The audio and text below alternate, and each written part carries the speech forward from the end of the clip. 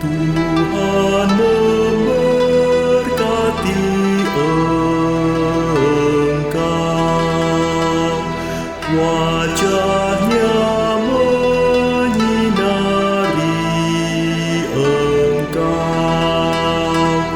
penuh dengan anugerah. Tuhan lindungi, damai-Nya diberikan bagi engkau.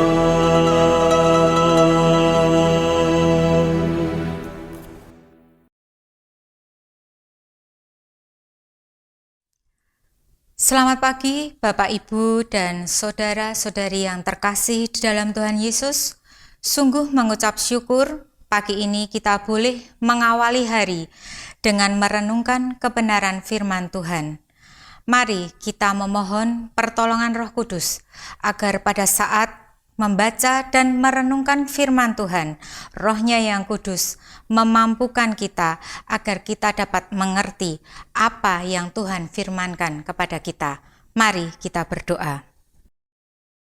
Bapa Surgawi, kami bersyukur atas segala berkat-Mu, dan pagi ini ketika kami akan memulai langkah karya kami rindu mendengarkan firman-Mu, firman yang akan menuntun langkah kami, sehingga langkah yang akan kami tapai sesuai dengan apa yang Kau kehendaki, dan kehidupan kami menyenangkan hati-Mu dan menjadi berkat bagi banyak orang. Bersabdalah ya Bapa, karena kami sungguh rindu mendengarkannya. Dalam nama Tuhan Yesus kami berdoa. Amin. Tema hikmat pagi hari ini adalah jangan tebang pohon itu. Bacaan diambil dari surat Kolose 3 ayat 15 yang berbunyi demikian. Hendaklah damai sejahtera Kristus memerintah dalam hatimu, karena untuk itulah kamu telah dipanggil menjadi satu tubuh, dan bersyukurlah. Demikianlah sabda Tuhan, syukur kepada Allah.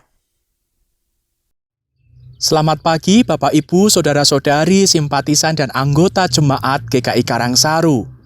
Saat ini saya sedang berada di Desa Tayeman bersama dengan Komisi Pekabaran Injil dalam pelayanan pedesaan.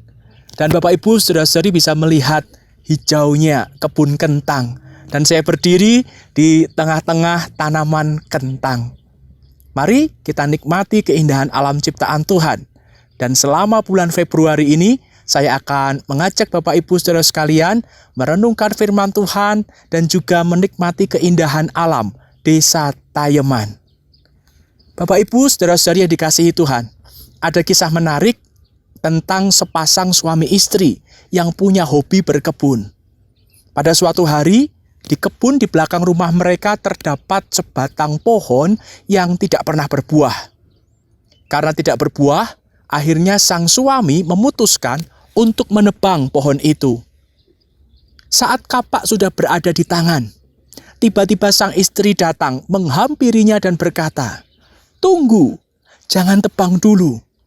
Tunggulah sebentar lagi dan lihat apakah muncul perubahan. Jika memang tidak ada perubahan, barulah engkau boleh menebangnya."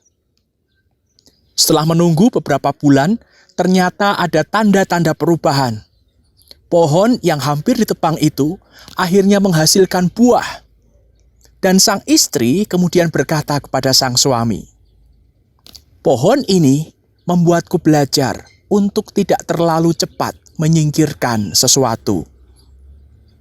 Dalam hidup berelasi dengan orang lain, terkadang kita juga ingin cepat-cepat menyingkirkan seseorang dari komunitas kita karena menganggap ada sifat buruk dalam dirinya yang tidak bisa diperbaiki. Padahal kita perlu belajar untuk memiliki belas kasihan, memberi kesempatan kepada seseorang untuk berproses menuju perubahan yang lebih baik.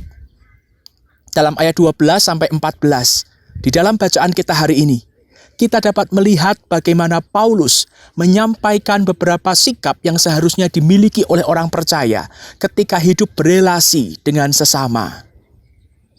Orang-orang pilihan Allah haruslah hidup dengan mengenakan belas kasihan, kemurahan dan kerendahan hati, kelemah lembutan, kesabaran, dan saling mengampuni. Sebagai orang percaya, kita ini dipanggil untuk hidup dalam damai sejahtera yang telah Allah berikan.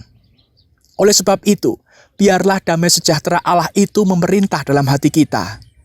Ketika damai sejahtera Allah itu memerintah dalam hati kita, maka dalam berelasi, berinteraksi dengan sesama, kita tidak lagi dikuasai oleh hal-hal yang berujung pada perkelahian dan pertengkaran.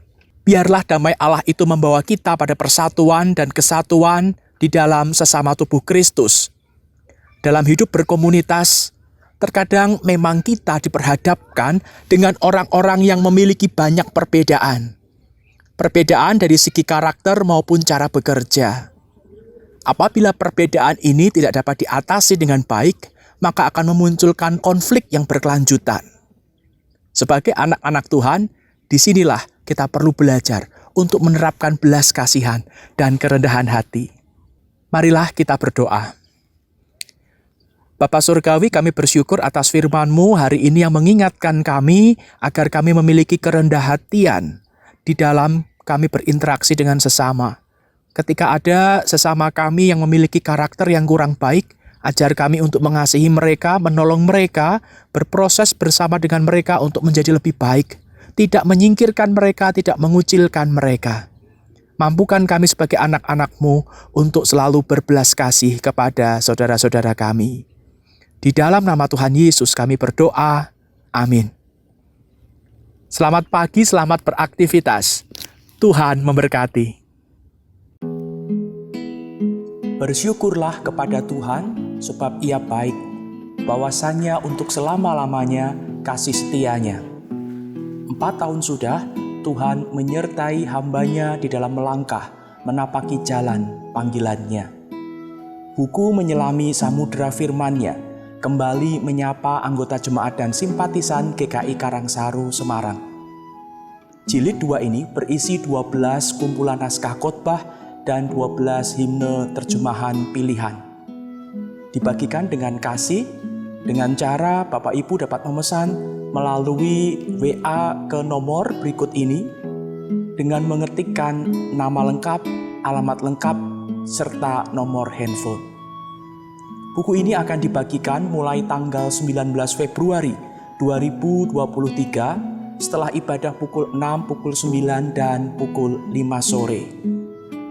Kiranya kita dimampukan untuk terus setia menapaki jalan panggilan Tuhan, dimanapun Tuhan menempatkan kita. Tuhan memberkati.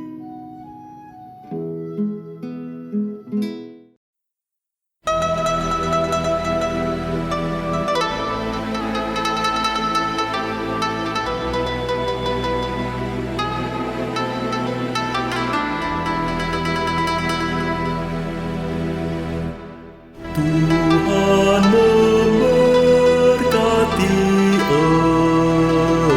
engkau, wajah-Nya menyinari engkau,